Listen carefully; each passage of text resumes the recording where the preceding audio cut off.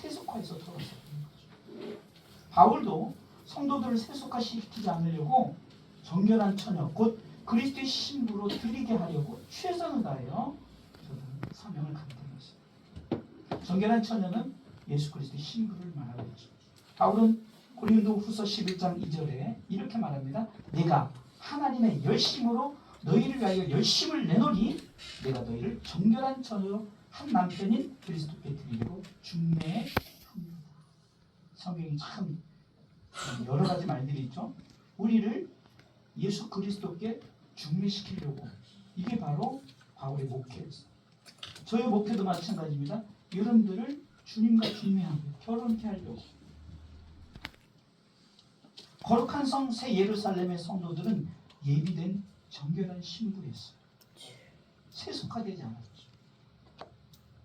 요한계시록 21장 2절에 또 내가 보매 거룩한 성 새 예루살렘이 하나님께로부터 하늘에 내려오니 그 예비한 것이 신부가 남편을 위하여 탄생한 것 같더라. 세속화되지 않은 자들을 정결한 신부라 말하면서 거룩한 성 새 예루살렘이 저들 것이라고 말합니다. 그것을 보여주는 거예요. 정결한 신부가 되려면 세속화가 되지 말아요. 그렇기 때문에 말세 성도들의 자녀들은 예언, 청년들은 환상, 아비는 꿈, 한마디 이것은 비전이라고 말했어요. 비전. 이것은 세속화되지 않은 정결한 신부가 되는 것입니다. 따라서 하십시오.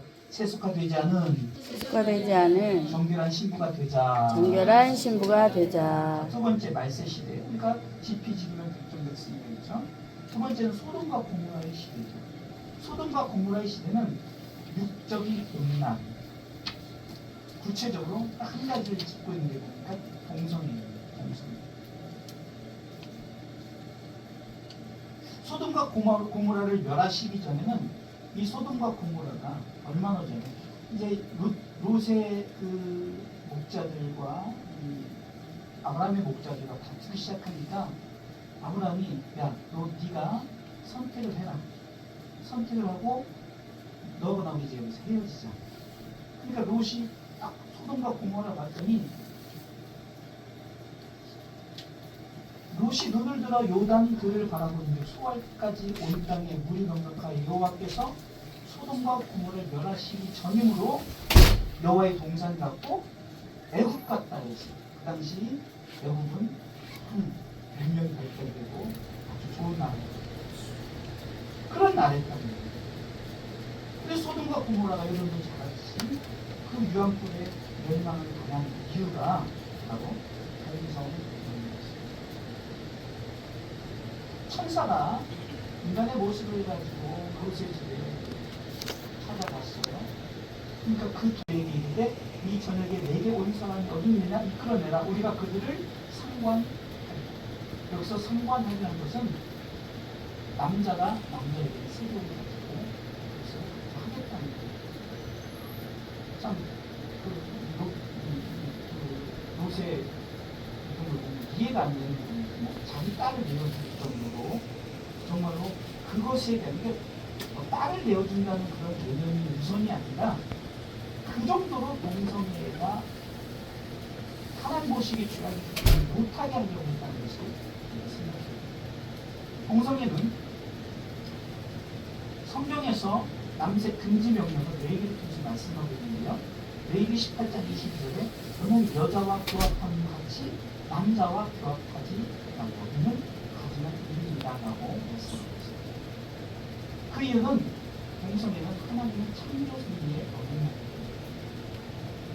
성경을 보면 창세기 10절에 너무 잘하신 제가 승리하고 번성하고 충만하고 정복하고 다스리는 5가지 복을 내렸어요. 여기서 생육 번성을 생각합니다.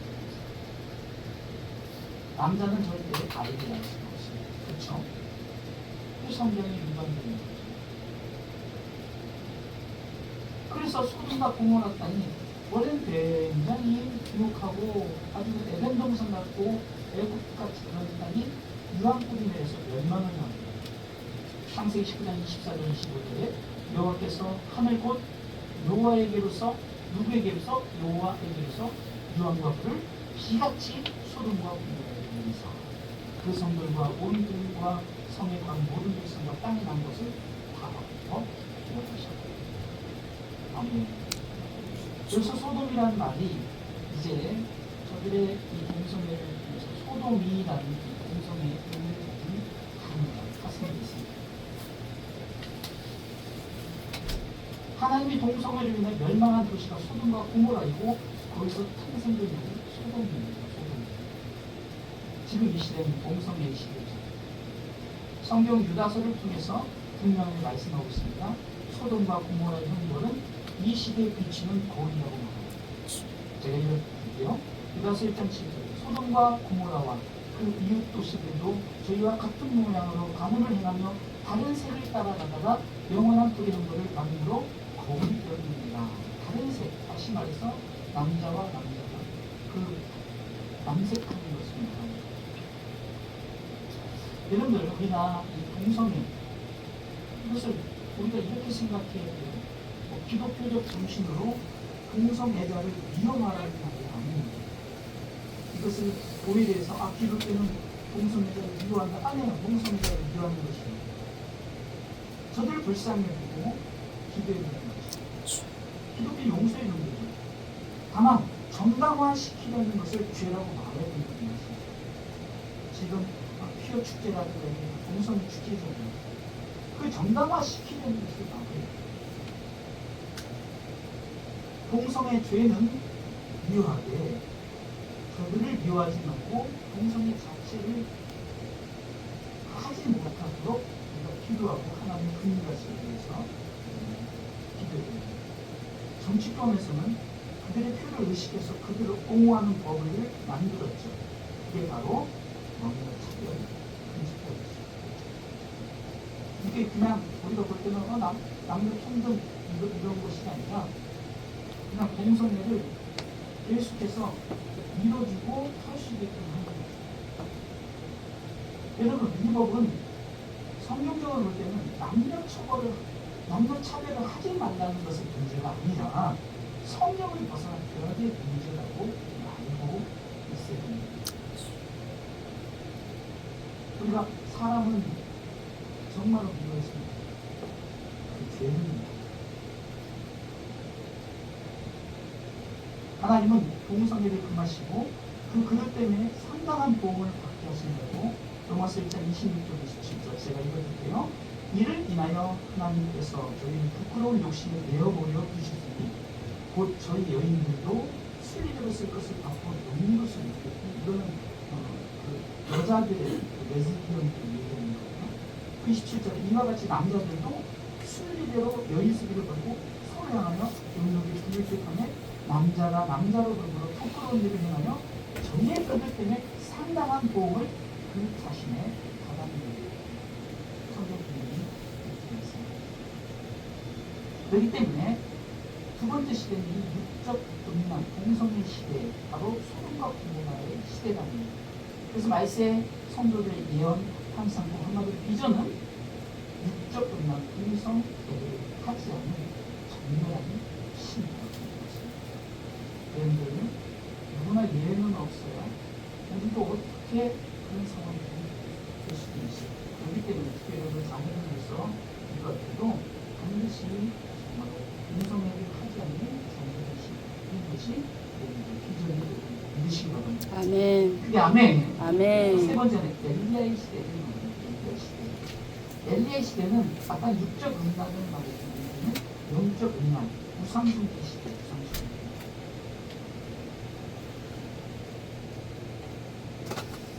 열왕기상 18장에 그 아합왕의 특별히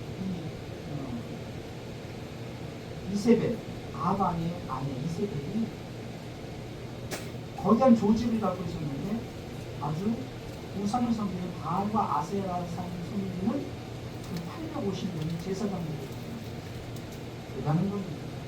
여러분 국회에 우리나라 대통령의 아내가 그런 권력을 갖고 있다는 것은 그만큼 권력도 쓰다는 거예요. 근데 그게 하나님이 가장 싫어하시는 우상숭배죠.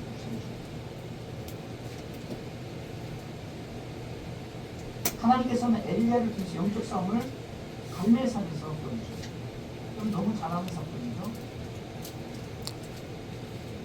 이 갈멜산에서 엘리야가 백성들에게 이렇게 말합니다. 열왕기상 18장 21절에 엘리야가 모든 백성에게 가까이 나와 이르되 너희가 어느 때까지 두 사이에서 머뭇머뭇하느냐.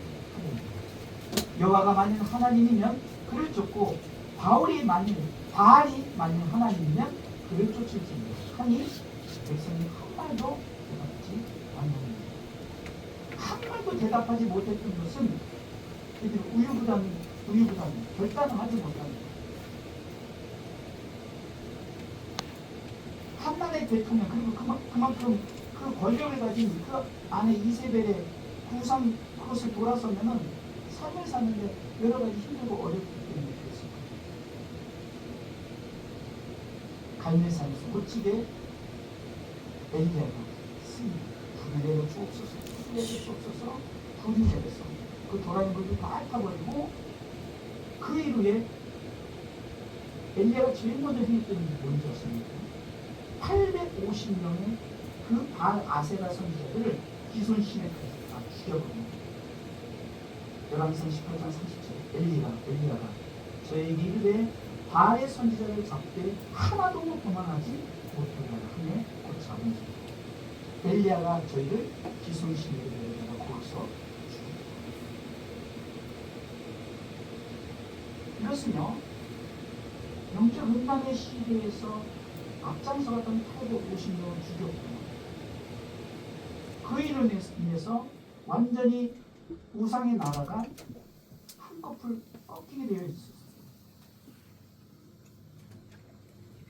이렇게 하나님의 상수배를 기뻐하죠. 성경은 요한계시록 14장 4절을 통해서 영적 음란을 하지 않은 깨끗한 자 14만 4천 명을 소개합니다. 이 14만 4천 명이 저와 여러분들이 되어야 됩니다. 아멘. 그런데 지금 신천지에서는 14만 4천 명만 된다 이래요. 그런데 여러분들 상식적으로 생각해 보세요. 14만 4천 명만 가면은 예수님 오셨을 때까지 14만 4천 명은 벌써 찼죠. 그렇죠? 말도 안 되는 것부터 여기서 우리는 이 숫자는 우리 가운데 의미 부여라는 거예요. 우리가 다 14만 4천 명의 반열. 다시 말해서 그것이 12지파에 14,000 이렇게 12,000씩 이렇게 했거든요. 그러니까 그걸 합치니까 14만 4천. 그만큼 12지파의 반열에 선다는 것을 얘기합니다. 근데 그들은 12지파를 만들고 정말 그 딱딱하게 넘치니까 뭐라고 하냐? 이제 그 속에서 또 갈라낸다 이러니까 막 더 열심을 갖고 저들이 그 잘못된 게 더 열심을 갖고. 그래서 성경은 그렇게 말하지 않아요. 이 사람들은 요한계시록 14장 4절에 여자로 더불어 더럽히지 아니하고 정결이 있는 자라 어린 양이 어디로 인도하든지 따라가는 자 사람 가운데서 구속함을 받아 처음 익은 열매로 하나님과 어린 양에게 속한 자들이라고 말하는 거예요. 다시 말해서 예수 그리스도 영접한 자들이라고 말해요. 예수 믿는 자들 말하는 거죠. 성경은 요한계시록 17장 5절에 이 바벨론 영적인 음녀가 가득한 그것에 우상 숭배에 매여서 있는 시온의 딸들을 표현하고 있습니다. 원래 1절부터 쭉 읽었는데 너무 기니까 5절에 보니까 한 여자가 나타났는데 그 여자의 이마에 이름이 기록되어 있으니 비밀이라 큰 바벨론이라 땅의 음녀들과 가증한 것들의 어미라 했다. 근데 우상 숭배의 어미 음녀가 나와가지고 세상 사람들을 미혹해서 우상 숭배하게끔 한다. 그래서 성경은 말합니다. 오직 예수님에는 구원의 이름이 없다라고 말합니다. 아멘. 곧 예수님 외에 우리를 깨끗게 하실 분, 예수님 밖에 우리를 깨끗게 하실 분이 없다는 거예요. 오직 예수죠. 사도행전 4장 12절에 다른 이로서는 구원을 얻을 수 없나니 천하 인간의 구원 얻을 만한 다른 이름을 우리에게 주신 일이 없습니다 하였더라. 아멘. 오직 예수님 믿고 예수 안에서 예수님을 찬양하시고 예수 안에서 예수님을 경배하시고 예수님 안에서 우리가 믿음을 고백을 하면서 나가는 것이 바로 영적 엘리야 시대에 우리가 깨달아야 됩니다. 지피지기면 백종 됐으면 열죠. 노아의 시대, 소돔과 고모라의 시대, 엘리야의 시대를 얘기했어요. 마지막 시대는 모세 시대입니다. 모세 시대는 인본주의의 시대, 인본주의. 아론의 금송아지가 대표적인 인본주의를 말합니다. 왜 인본주의냐? 모세 시대 이스라엘 백성들이 금송아지를 만들고 경배합니다. 저들은 타당해요. 실질적으로 모세가 시내산에 10계명을 받고 아직 저들에게 10계명을 읽어주지 않은 때니까 우리가 1계명, 2계명 보면은 우리가 하나님만을 예배하고 섬겨라, 하나님만 섬겨라 이거죠. 오직 하나님이죠. 아직 계명을 받지 않은 상태.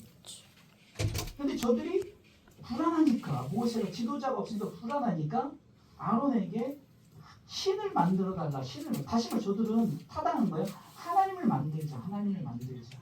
공교롭게도 나 외에 다른 신을 섬기지 말지니라 그 10계명을 받아 내려오는 그 모세가 그 현장을 보고 화가 나서 그 돌판을 깨버린. 모세 대단하죠. 왜 그랬습니까? 저들이 금송아지를 만들어서 그것에다 절하는 거예요. 하나님이다. 하나님. 여러분들 전에 제가 한번 말씀드렸죠. 제가 청년 때 선교 사역을 나갔는데 한 청년이 이 성경책을 구해줬고 막 뽀뽀하고 막 이렇게 하는 거예요. 아니나 다를까 선교지에 갔는데 우리가 이제 각 흩어져서 이제 선교 사역을 하고 이제 밤에는 모여서 이제 숙소에 모이는데 이 청년이 이제 귀신증이 어떻게 들으냐? 그 교회에 있는 우리가 숙소에 있는 그 예수님 사진을 내려놓고 막 거기다가 경배하고 뽀뽀하고 막 난리지. 우리가 보기에는 맞는 것 같아. 뭐 예수님 앞에 우리가 사진을 놓고 그런데 성경은 아무 형상도 여러분 십자가를 가지고 이 십자가가 예수님이다라고 그 형상이 전하고 있는 이것도 우상숭배. 바로 아론의 우상숭배가 왜 인본주의냐? 자신이 판단했을 때 이것을 하나님이라고 생각하는 것. 엄청난 잘못된 신앙의 오류입니다. 우리가 그러잖아요.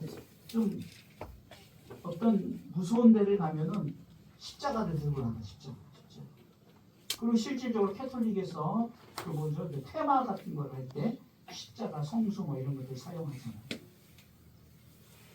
물론 저들이 봤을 땐 십자가의 능력이 있기 때문에 그것도 뭐 잘못됐다 이것은 아니지만 우리가 그것을 경배하고 엎드려 절하고 이런 행위들이 잘못되었다. 금송아지를 만든 순수한 마음, 저들은 하나님이라고 분명히 만들었을 거예요. 다시 말해서 금송아지는 내가 만든 하나님이다라는 거예요. 따라서 금송아지는 내가 만든 하나님이다. 내가 만든 하나님이다. 하나님을 여러분들이 만든다? 이것 자체가 하나님을 망령되게 일컫는 행위입니다. 하나님은요 오직 유일신의 신이에요. 천지를 창조하시는 하나님.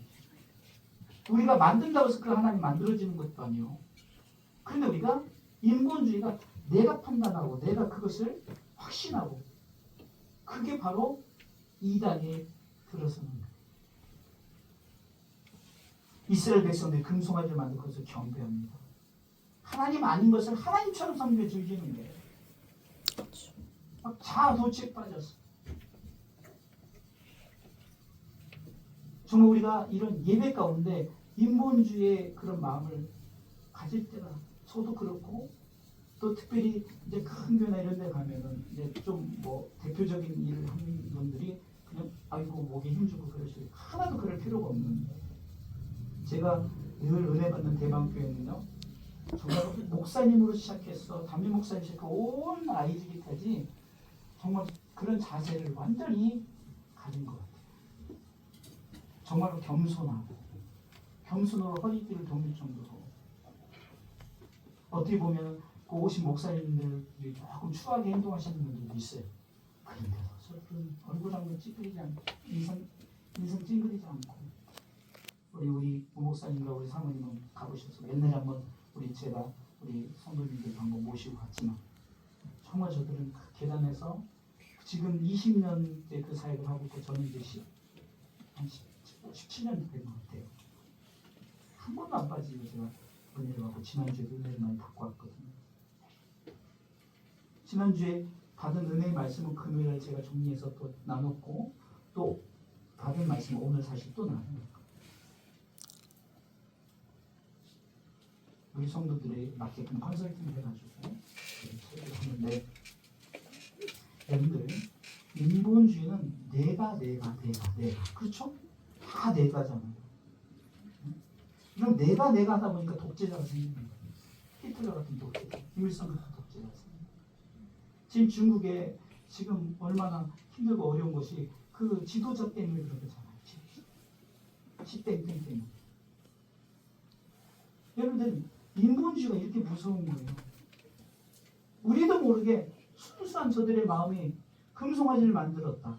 그리고 그 하나님을 섬긴다. 어떻게 보면은 뭐 틀린 거 아닌 것 같잖아요. 그러나 하나님은 그것을 진노했어요.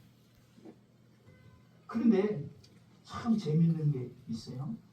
이 내용에 보면 아론이 변명을 하기 시작합니다. 모세가 화를 내고 야단을 치니까 사실 아론은 모세의 형이잖아요. 그러나 지도자이기 때문에 영적 지도자인 거 야단을 치니까 뭐라고 말한 줄 아세요?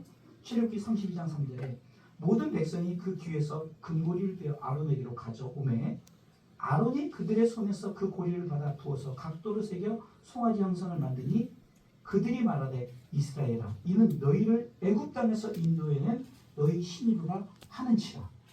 그러면서 저들이 춤추고 막 그 앞에서 아론이 보고 그 앞에 단을 쌓고 이에 공파에 그러되 내일은 여호와의 절이니라 하니. 아니 순수한 의도 같잖아요.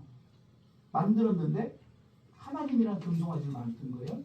그리고 아론은 한술 더 떠서 이게 하나님이다 이거예요. 그리고 이것이 하나님이기 때문에 우리가 이 앞에서 기뻐하고 즐거우면서 여호와의 절이다라고 특별한 날이야 이거죠. 그래 막 춤추고. 모세가 야단을 칠 때 뭐라고 말합니까? 이 백성이 네게 어떻게 할기에 네가 그들로 중죄라고 중죄. 무거운 죄라고 엄청난 큰 죄라고. 그때 아론이 변명을 뭐라고 한지 아십니까? 그들에게 내게 말하기를 우리를 위하여 우리를 인도할 신을 만들라. 이 모세 곧 우리를 애굽 땅에서 인도하는 사람은 어찌 되었는지 알 수 없노라기에 지금 막 저들이 모세가 없으니까 불안하기 시작한 거예요. 그러니까 내가 그들에게 이르기를 금이 있는 자는 떼어내라 한즉 그들이 그것을 내게로 가져왔기로 자기가 불에 던졌더니 금송아지가 됐대요. 이런 엄청난 거짓 변명을 하는 거예요. 하나님이라고 생각했다면 이런 변명할 필요가 없죠. 아론이 이제 아마 지금 뭐 그럴 수도 있고 저럴 수도 있지만 이제 지도자가 없으니 자기가 이제 지도자격 된 거잖아요. 그러니까 내가 뭔가 여기서 큰 대단한 이슈를 하게 되면 저들이 막 아론 이렇게 될 거 아닐까요? 아마 제 판단에는 그런 인본주의가 확 들어가 버린 것 같아요. 진짜 지도자가 나타나니까 뭐라고 표현합니까? 내가 금을 불에 던졌더니 금송아지가 나왔다. 그럼 상식적으로 말이 됩니까? 금을 불에 던지면 어떻게 되죠? 녹죠. 어떻게 형상이 나와요. 모세는 이것을 너의 행동으로 인해서 바로 백성을 방자하게 만들었다고 봐요. 방자하는 것은 무례하고 함부로 하고 멸시하고 회방하는 하나님은 그렇게 만들었다. 하나님 멸시하고 회방하고 무례하고. 출애굽기 32장 25절 모세가 본즉 백성이 방자하니 하나님은 무례하다는 거죠. 함부로 했다. 멸시하고 회방했다는 거죠. 그러면서 아론이 그들로 방자하게 하여 원수에게 조롱거리가 되게 하였습니다. 사단이 좋아하는 거죠. 이것은 바로 사단이 좋아하는 행위를 하게 된 거예요. 성도들이 착각을 해가지고 야 이게 내가 하나님이라고 열심히 갖고 막 헌신하고 이게 지금 이단에 빠진 자들 아닙니까? 얼마나 열심히 가지니까 우리들 열심히 막 짓고 심지어 막 수십 배, 100배 막 이루기까지 엄청난 열심을 가졌는데 방자하게 하는 행동을 하게 하는 지도자가 이단의 교주가 아론이 지금 이단의 교주 같은 행위를 했다는 거죠. 한마디로 하나님을 망령되이 섬기고 그래서 잠언서 21장 24절에는 무례하고 교만한 자를 이름하여 망령된 자가 하나니 이는 넘치는 교만으로 행함. 넘치는 교만. 인본주의 그 시대 모세 시대 때 인본주의의 그 행함을 누가 만들었어요? 아론 주의종이 만들었어요. 그래서 이 강단에서 역할이 얼마나 중요한지 아시겠죠? 이곳에서는 정치, 경제 뭐 이런 얘기해서는 안 돼요. 오직 예수 잘 믿다가 우리가 이 구원의 끈을 놓지 않고 하나님 나라의 백성입니다. 그곳에서 우리가 면류관 얻자. 이런 설교. 정말 우리가 정말 성경에 나타난 진리의 말씀을 선포하고 오직 예수 오직 예수. 기쁘다 구주 오셨네. 이게 매번 이 땅에서 이 강단에서 선포되어야 되고 이것을 아멘 아멘으로 우리도 기쁘다 구주 오셨네 받아들여야 됩니다. 여러분들 그러면 방자에 행하게 된 이유를 딱 말합니다. 잠언서 29장 18절은 묵시가 없으면 백성이 방자히 행하고니와 율법을 지키는 자는 복이 있느니라. 묵시라는 것은 하나님의 말씀이죠. 다시 말해서 묵시가 없기에 저들이 모세를 통해서 주어진 묵시가 없으니까 막 방자히 행하는 게 뭡니까? 바로 불안하기 시작하고 두렵고 그러니까 어떤 일을 벌입니까? 바로 금송아지 만듭니다. 말씀이 없으면 그렇게 된다. 이 말을 그냥 아주 직설로 표현하면 묵시가 없으면 방자에 행한다라는 말은 말씀이 없으면 망하게 된다는 거예요. 죽게 된다는 거예요. 지옥 간다는 거예요. 왜? 말씀이 저들이 없기 때문에 인본주의로 신본주의의 말씀을 가지고 살아야 되는데 인본주의 유튜브가 진리의 말씀보다 더 우선적이고 정말로 세상의 어떤 지식에 빠져 있어야 돼. 그 지식이 하나님을 아는 지식보다 더 우선이 되어지는 시대. 이게 바로 인본주의 시대예요. 아론이 철저하게 말씀을 가르쳤다면 백성들이 방자에 행하지 않을 것이고 망하지 않을 것입니다. 그래서 말세의 성도들의 예언, 환상, 꿈, 비전은 인본주의 생활을 하지 않는 정결한 신도가 되는 것입니다. 첫 번째는 세속화가 되지 않는 정결한 신도. 영적 음란, 육적 음란을 하지 않는 정결한 신도. 인본주의가 되지 않는 정결한 신도가 되는 것이 자녀들이 예언하고 젊은이들이 환상을 보고 아버지의 꿈을 꾸고 곧 비전에 가지신 우리 성도들의 비전이 되어야 되는 줄 믿으시기 바랍니다. 그래서 오늘 본문의 로마서 12장 1절 2절을 통해서 그런 말세 시대 결론입니다. 성도의 비전이 뭘까요? 첫 번째 영적 예배자가 되어야 돼요. 영적 예배자.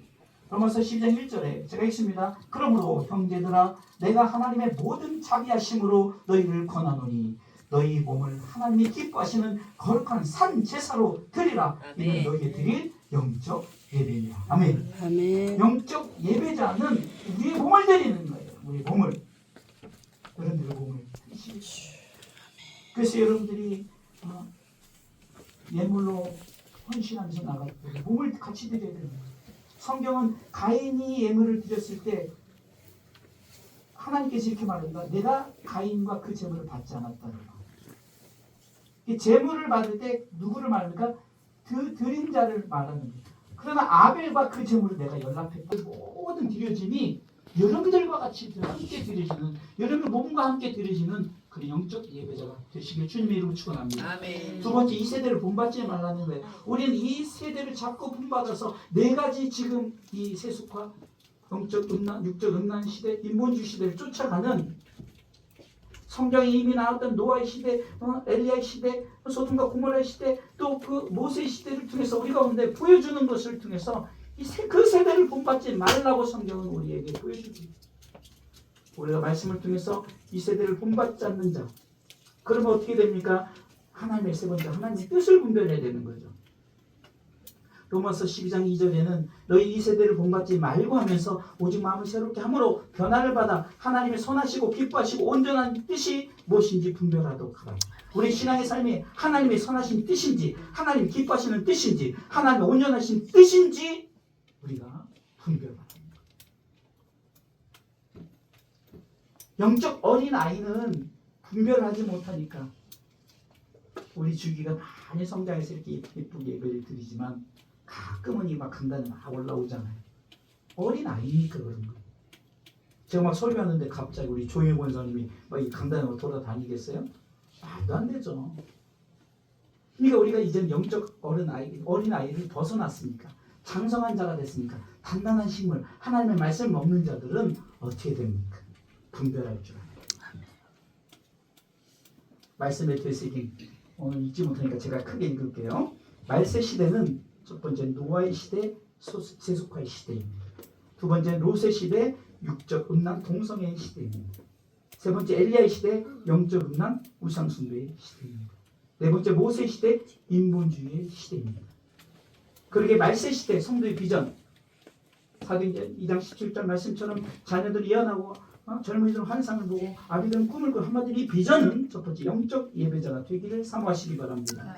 이 세대를 본받지 마시기 바랍니다. 하나님의 뜻을 잘 분별하시길 주님의 이름으로 축원합니다.